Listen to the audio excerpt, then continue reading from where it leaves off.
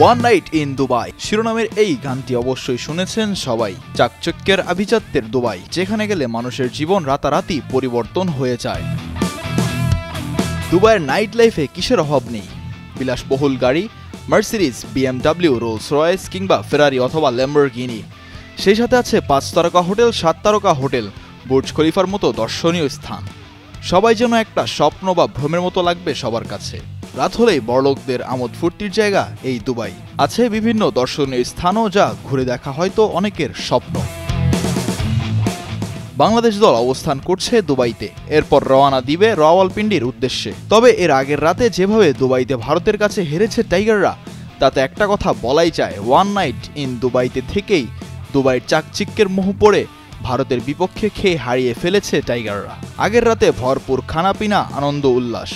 দুবাইয়ের খাবার তো আর বাংলাদেশের মতো না।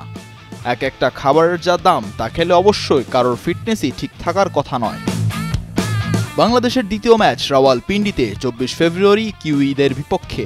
দ্বিতীয় ম্যাচ পাকিস্তানে হওয়ায় অতটা চাকচিক্যে সময় কাটাতে পারবেন না মুশফিক শান্তরা। তাতে যদি একটু জয়ের আশা দেখা যায় তাহলে মন্দ কিসে তাতে। মিজানুর রাশিক, কালের কণ্ঠ।